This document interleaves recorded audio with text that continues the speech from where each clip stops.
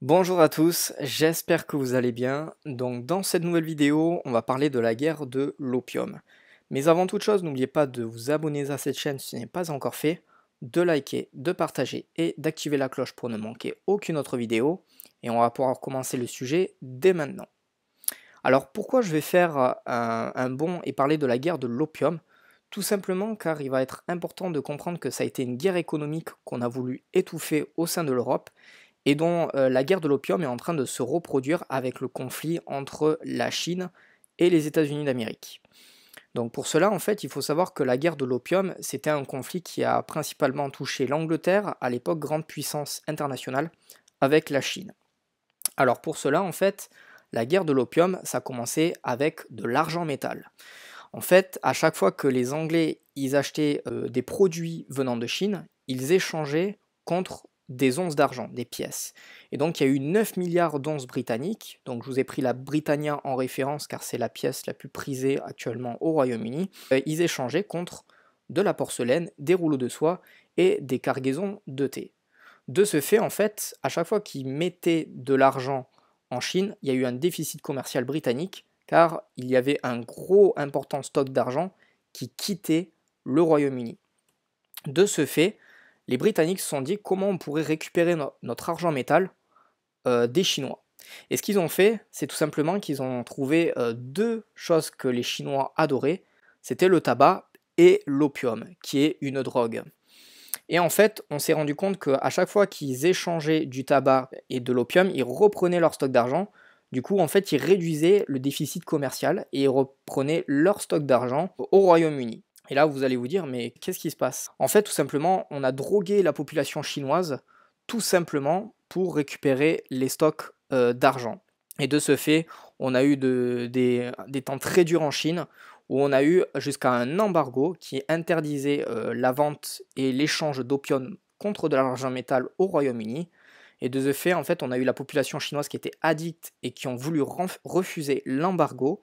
On a eu des condamnations à mort sous peine de trafic d'opium. On a même eu l'empereur lui-même qui consommait de l'opium. Donc ça a été un vrai désastre. Et les Chinois ont décidé d'aborder les navires anglais dans les eaux internationales pour détruire les marchandises d'opium.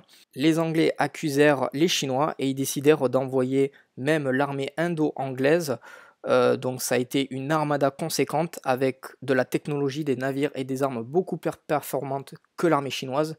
Et de ce fait, on a eu en 1842 l'empereur chinois qui a décidé de signer un traité de paix. De ce fait, il a dû indemniser Londres, céder l'île de Hong Kong, d'où la fameuse colonie britannique de Hong Kong, et également ouvrir 4 villes portuaires. Et ça ne s'est pas arrêté là, car il y a eu d'autres pays, les États-Unis, pardon, et même la France en 1844, qui ont signé un traité similaire à Pékin. Et qu'est-ce que ça a donné? Ça a donné que la Chine a été démantelée par la France, l'Angleterre, l'Allemagne, la Russie, les États-Unis et un tout petit peu par le Japon. Et de ce fait, on s'est retrouvé avec un pays totalement ruiné de l'intérieur. Il y a même un fameux proverbe chinois qui dit piller les maisons qui brûlent. Ce qui veut dire que même quand l'ennemi il est affaibli, on continue, on ne s'arrête pas, on continue d'aller au plus profond de sa torture. Et en fait, pourquoi j'explique la guerre de l'opium? Ben, tout simplement parce que c'est exactement ce qu'ont en train de faire les Américains. Vous vous rappelez peut-être que Richard Nixon, le président américain, il a été énormément influencé par Milton Friedman, qui était un économiste américain, et qui a décidé de décorréler l'or du dollar en 1971, et comme ça s'est passé un siècle avant, en 1873, de l'argent métal du dollar. De ce fait, aux États-Unis, en fait, on a une monnaie papier qui ne repose sur aucune vraie valeur.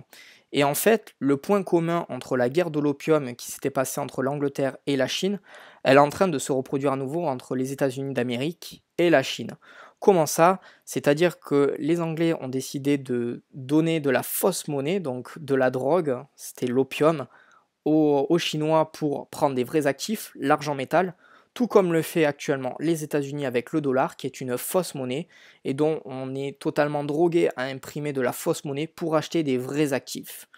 Mais de ce fait, je pense que de toute manière, toutes les monnaies fiduciaires vont aller dans le mur, parce qu'on voit qu'ils font qu'imprimer de la fausse monnaie. Également, l'or, lui, aura toujours la même valeur. Et je pense que cette fois-ci, la Chine sera prête pour cette nouvelle guerre de l'opium avec du panda chinois, du 4x9, qui sort tout juste des fonderies de Suisse.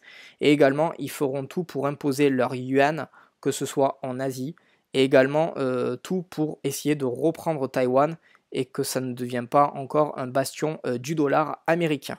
Donc tout ça, ce sont des conflits intérêts économiques, je voulais vraiment en parler, parce que le but de ma prochaine vidéo, ce sera pourquoi je ne possède pas du dollar. Beaucoup de gens se disent, bon, ben, le dollar, c'est quand même une bonne monnaie, actuellement ça remonte, je vais mettre mon patrimoine dans cette monnaie, mais pour moi, c'est le début de la fin du dollar. Moi, sincèrement, je n'investis pas dans le dollar. Vraiment, je fais très attention dans quoi je mets mon dollar. Éventuellement, personnellement, je détiens du dollar de Singapour, mais ça ne va pas au-delà. Et vous comprendrez dans ma prochaine vidéo pourquoi également je souhaite investir que dans de l'or et de l'argent métal et je ne possède pas de monnaie fiduciaire. Car moi, ma seule question, c'est on utilise du dollar, mais jusqu'à quand?